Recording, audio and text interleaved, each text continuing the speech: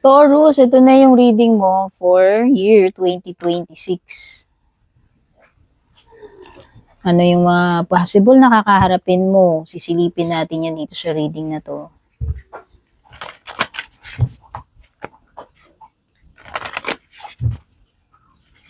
First card mo, Full Moon in Virgo.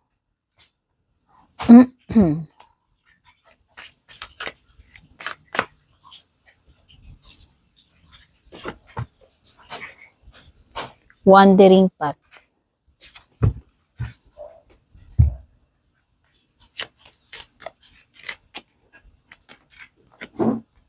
Opportunities. Sunshine.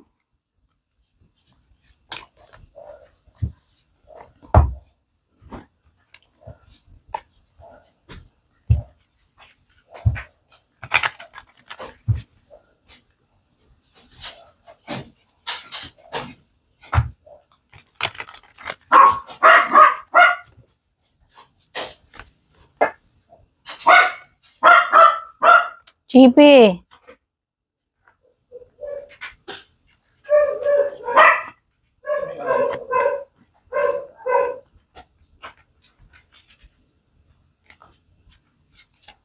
Nag-iingay yung mga aso pag nagre-read ako. Gustong gusto nila yan.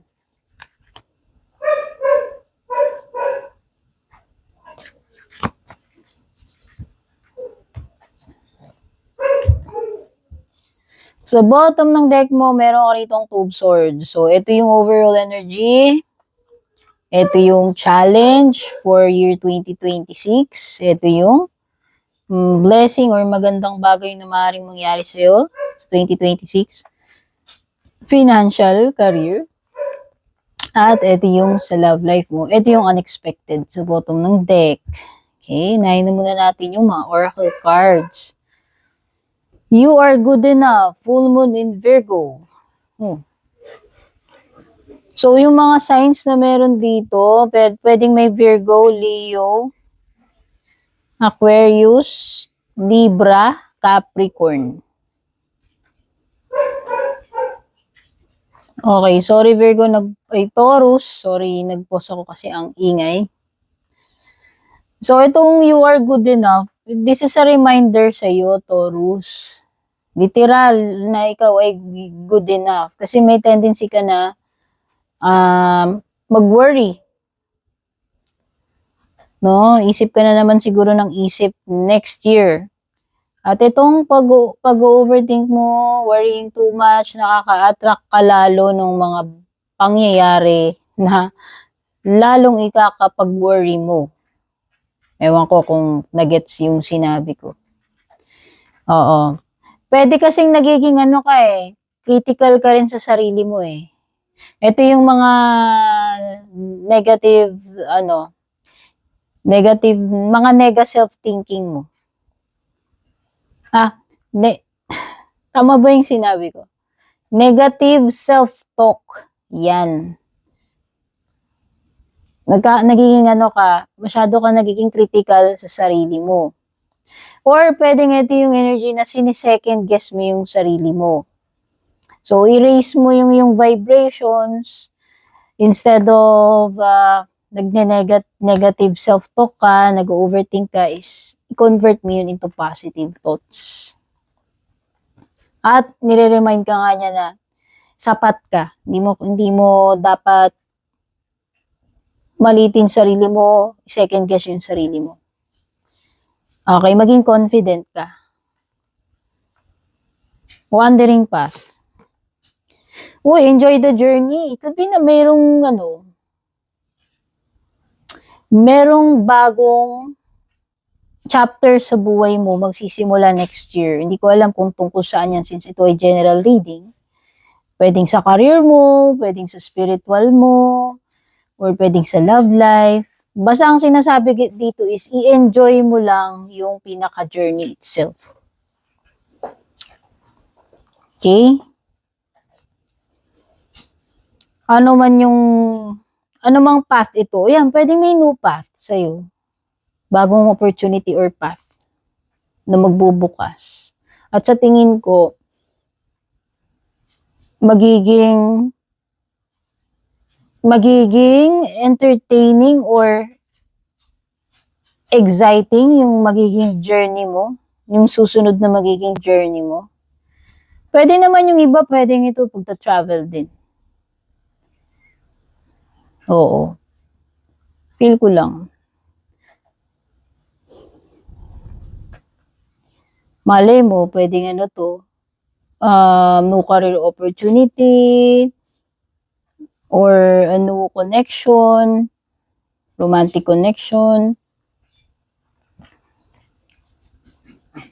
So, ito na yung mga fortune cookie cards mo. So, unang-una dyan is sabi ko na may opportunity. Yan, opportunities. Uy, may mamimit ka nga. May sinasabi dito na may mamimit ka next year. Tsaka, baka ngayon yung sinasabi ko na new path, new chapter. Panibagong chapter, panibagong taon. Panibagong mga experiences or panibagong person din. Kasi nga, may mamimit ka daw eh. Itong stranger daw na ito, kung sino man tong person na to, siya daw yung yung magbabago ng buhay mo. Oo, may mga exciting. O, diba? Kaya pala sinasabi sa'yo, enjoy the journey. Noong una parang sabi ko, uy, baka mamaya. Pero hindi, naramdaman ko naman na positive yan. Oo, diba? Baka yan na yung person. Kaya kung wala ka pang person, the one sa buhay mo, baka yan yun. May mga exciting times, plenty of action, tsaka special family reunion. Yun yung mga sinasabi. At tsaka mga opportunities in love, in career. Sunshine. Wow, the sun is shining on you. Career and business growth. O, diba? Saktong-sakto siya dun sa card ng opportunities. No? Kasi, take note, plural yung opportunity, hindi lang isa. Kaya pala may path na magbubukas para sa'yo and may, sabi ko nga, new experiences, exciting, new person, changes, no? Maliwalas to, parang sun card to kung tutuusin eh. The sun is shining on you. Ibig sabihin, namamayagpag, maaliwalas, malakas. Shining, glow up, di ba? Yun yung sunshine eh. Kapag maaraw, ibig sabihin positive yun. O, yung pagdating sa career mo, sa business, pati sa relationships, ayan. O, pati sa relationships mo, maaliwalas, punong-puno ng sunshine. Ibig sabihin, strong. Strong or stable or happy, harmonious, no? Positive. Okay?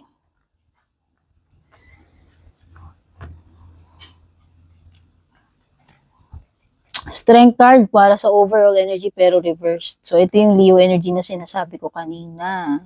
Ayun na nga, you have a tendency kasi nga na na-feel ko na nagiging critical ka sa sarili mo, pwedeng nawawalan ka ng self-esteem, nai-insecure ka, or negative self-talk ka, negative sa sarili mo. Ito yun eh. No? Kakulangan ng inner strength or confidence. Kaya nga nire-remind ka nito, kanina pa to, yung oracle card mo, you are enough. Kasi, sabi nga doon, kung ano yung iniisip mo sa sarili mo ng mga negative, yun palalo yung ma-attract mo. Okay, meron kang, sinabi ko kanina yung tendency ng worrying, overthinking. So, may mga times nitong year na darating, 2026, na maaaring maging marupok ka, mahina yung fighting spirit mo, madali kang bumigay, kulang ka sa confidence, kulang ka sa lakas ng loob, tapang. Kasi ito ay more on inner strength. Okay? So, yun yung alagaan mo na hindi ka dapat maging ganun. Negative yung yung energy mo. Pagdating naman sa card ng challenge, next year, ano kaya yung sabihin na natin, pinaka-challenge na kakaharapin mo? Sa tingin ko, ang kakaharapin mo itong new path. Hindi naman ibig sabihin nito guys, porke nasa challenge, negative na kagad yung mangyayari sa'yo. Okay, kasi porke nasa challenge card siya. So, ito yung mga card, ito yung card na maaaring mag-reveal ano yung mga dapat mong paghandaan na challenge. Okay? Hindi naman ibig sabihin na lumitaw yun as a challenge is yung pinaka-outcome mo ng year mo is negative na agad yung outcome or ending. Hindi naman ibig sabihin ganun. Okay? So, lumitaw nga yung wandering path. Para sa akin, itong dalawang cards na to is somewhat related. Kasi meron ka new journey and the Fool is talking also about new journey. A start of a new cycle, a new journey, new adventure, new experience, a new connection. Maraming pwedeng ibig sabihin ito. Basta meron lang panibagong paglalakbay sa'yo. Ano man itong paglalakbay na gagawin mo, tatahakin mo. Sabi ko nga, possible na may new path na mabubukas eh. Pero ang sinabi kasi dito, enjoyin mo lang yung journey. So, mapa-challenging man yan magiging journey mo, mapa-positibo man yan, enjoyin mo lang. Kasi si full card, wala namang kasigurahan ano yung papasukin niya. Talaga eh. Kaya lang, si full card kasi is optimistic. Positive yung hindi niya iniisip muna yung consequences. Iniisip niya lang yung journey itself. Nandun yun yung parang ina-admire ko kay Fool. So yun, sa tingin ko pwedeng maging challenging itong magiging journey mo since lumitaw siya dito sa challenge card mo. As long as hindi ka magpapatalo sa sarili mong negative thinking, itong reverse strength card at saka full moon in Virgo, as long as hindi ka magpapatalo doon sa sarili mong mga negatots, tingin ko magiging okay ka lang. Siguro, para sa akin, when it comes to the challenge na puntang Fool, pwedeng ito is sign or advice na kahit na, parang kailangan mong take a leap of faith. Yan, parang yun ang feeling ko. Walang kasiguraduhan, makikipagsapalaran ka lang talaga. Okay, yun yung feeling ko. Take a leap of faith. Yun yung pinaka magiging challenge mo dyan. Kundi lakasan mo yung loob mo. Kasi ito yung nire-remind sa'yo ng reverse na, na strength card kanina. Di ba yung sinabi ko yung kakulangan ng self-confidence and lakas ng loob. So, yun talaga. So, tugma naman yung challenge card mo tsaka yung overall energy pati ito. So, pagdating na dun sa maaaring magandang mangyari, blessing na ma-receive mo, mangyari sa'yo next year of Justice, reversed. Pero dahil kahit reversed siya, dahil nakalagay siya dun sa good stuff, sa good news, sa magandang pwedeng mangyari sa'yo, iti-take ko pa rin to as positive.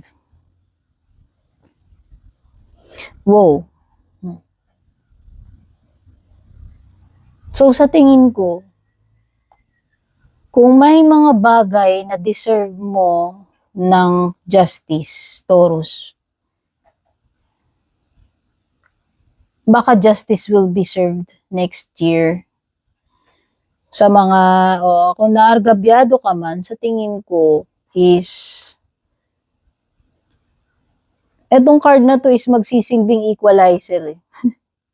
Kung naargabyado ka man, no?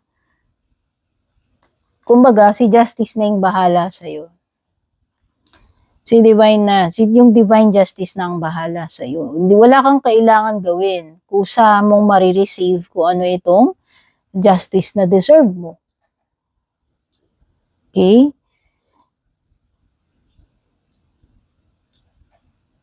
At may mga bagay dito na pwedeng may mga importanteng decision na gagawin. Or kung meron mang mga taong ka-deal ka, kausap ka, sa tingin ko magiging patas lang. Kung ano man yung magiging outcome or decision, ano man yung mapag-uusapan, mapagkakasundoan dito. Okay?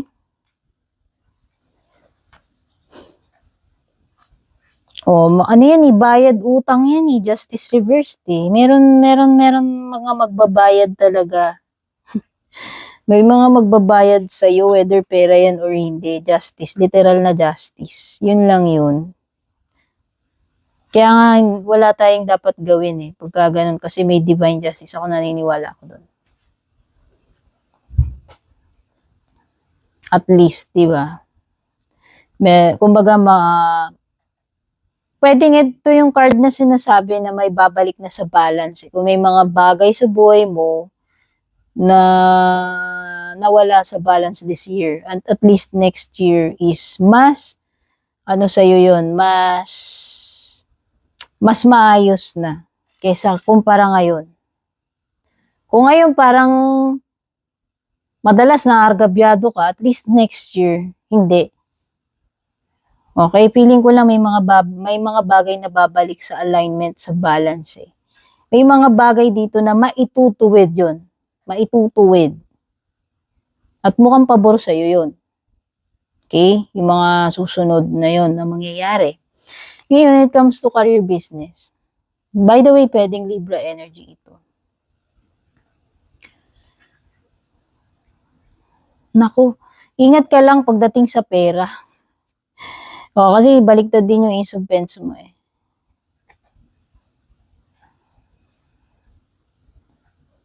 Baka kasi may tendency ka na alam mo yun, pagdating sa pera, baka masyado kang maging happy-go-lucky. Matuwa ka masyado. Oo nga, may sinasabi dyan na, merong success, may growth, may opportunities, may pera, maaliwalas. Pero kasi, hindi naman sapat yun. Pagka naging reckless ka, paggastos, kahit gano'n naman karami pera, nauubos kaya yun. Hindi naman unlimited yung pera eh. Yun lang. Pagdating dun sa mga bagay na yun, baka may mga, yung mga BISYO ka, like shopping, yung mga ganun, yung mga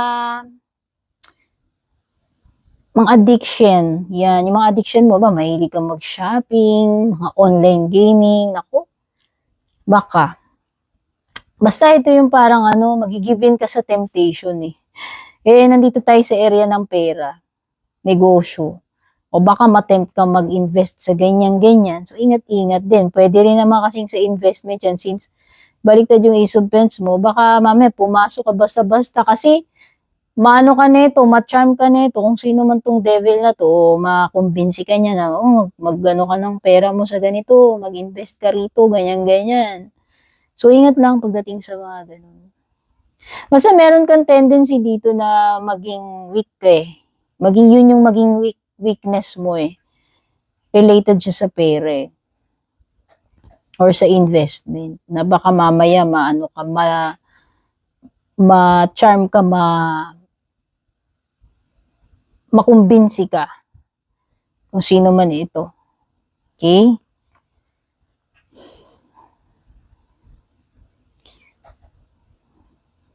Ayun, pwede rin kasi, minsan kasi ito, pwede rin ibig sabihin nito parang pag masyado kang nagiging materialistic.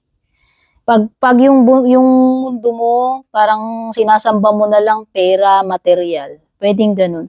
Ito rin minsan yung card na parang hindi ka makontento, or yung mundo mo, parang puro material at pera na lang yung, importante sa'yo. Kumbaga, hinahayaan mo na makontrol ka ng mga material at saka ng pera. Minsan pagiging greedy, yan, pwedeng ganun. Or pwede itong yung iba sa inyo, baka may kumuha na naman kayo ng bagong hulugan. Kasi matatali ka eh, may stock ka dun eh.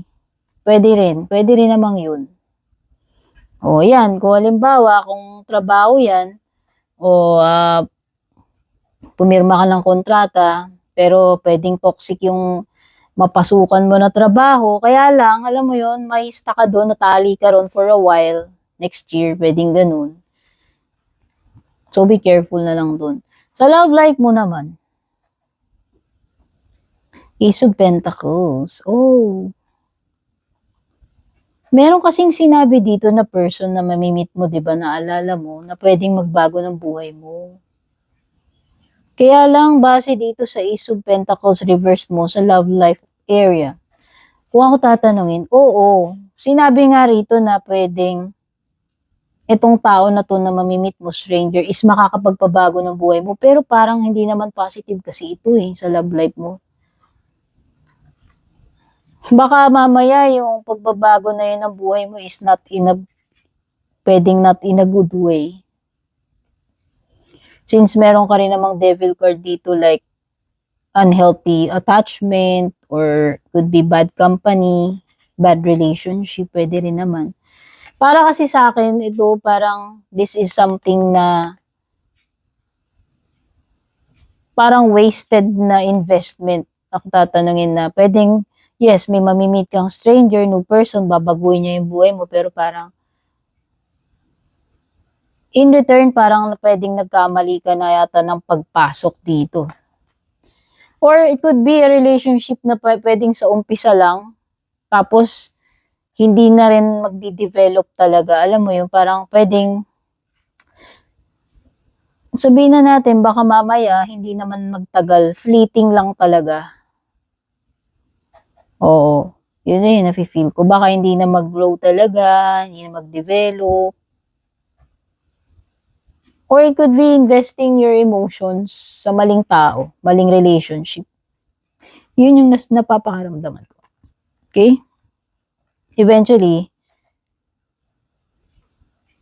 parang marirealize mo rin na nasayang lang yung oras mo, yung emotions mo, yung time mo netong person na to. Sa unexpected, you have the tendency na ma-stuck ka o maging magulo yung isip, maging undecided. Ito nga yung pagiging stuck. Sa pera, di ba kanina? Career-related or pera. Sa love, di ba yung sabi ko yung pwedeng maling relationship. Or hindi na mag-develop. Hindi na ma-reach yung full potential ng relationship. Pwedeng, hindi magtagal, maging maiksi lang yung romance. No?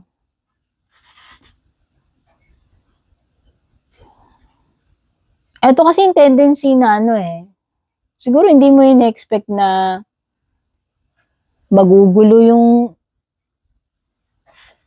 masisira yung peace of mind mo, magugulo yung buhay mo.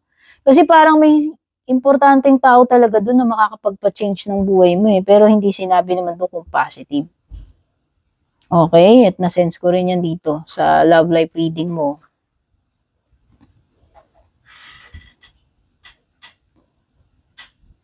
Para sa akin, ikaw to, halimbawa, hindi mo in-expect na may stuck ka rito sa situation na to, whether sa love ito or hindi. At saka parang nabubulagan ka Alam mo yun, parang hindi mo makita yung dapat mong makita dito sa situation na to. Nabubulagan ka.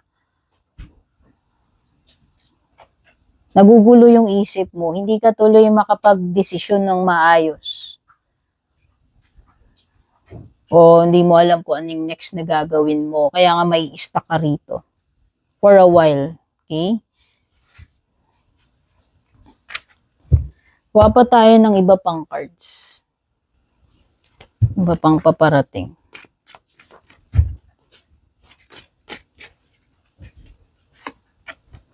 Yung iba partnership or marriage. Kaya pala iba magbabago yung buhay ninyo. Major kasi yung pagpapakasal. Kaya pala lumitaw din yung justice kanina sa blessing or good news. Kasi baka mamaya, pagpasok sa legal na relationship or marriage nga. Ayan. Ito. Partnership, marriage, new relationship, new connection, commitment. Ayan, sinasabi ko. Okay? Ito na naman yung overthinking mo, pagiging critical mo, ayan. Yung iba sa inyo, baka makaranas kayo ng depression, anxiety, tsaka sobrang pag-worry. Yun yung binanggit kanina sa umpisa pa lang. Ano pa ibang paparating? Someone is trying to come between you or may mga sagabal next year. sa mga bagay na gusto mong mangyari. May mga tututol, may mga kakadlang dyan, blockage, whether ito ay tao or mga situation. May sagabal dun sa bagay na gusto mong mangyari, ma-achieve. Okay? Peace and harmony. For some of you, kumpara mo dito sa year 2025, sa tingin ko, mas magiging peaceful and harmonious. Kasi nga, sabi ko, meron something dito sa justice card mo, sa blessing card mo na, sabi ko, kung naging argabyado nitong mga nakaraan sa'yo, hindi okay, wala sa balance, meron something dito na maitutuwid, may babalik sa balance and magiging okay na ulit. Sabi ko nga, ito yung karma na deserve mo, yung justice na deserve mo. And yun yung napipil ko rin sa peace and harmony. Pwede naman itong pakikipagbati kung meron ka mang mga taong nakaalitan dito. Ayan. Legal man yan or hindi. Baka may mga bagay na maareglo na, maayos na yung mga misunderstandings, whatever. Okay? So, yan yung pinaka-silip sa iyong year 2026. Tabayan nyo na lang po yung mga iba pang readings natin para sa signing nyo. Ayan. Siyempre, kung bago kayo, don't forget to follow, subscribe. Pwede nyo rin po i-share tong ating reading or mag-iwan kayo ng like dyan, comment. Private reading, tignan nyo na lang po sa screen kung paano or sa description. God bless!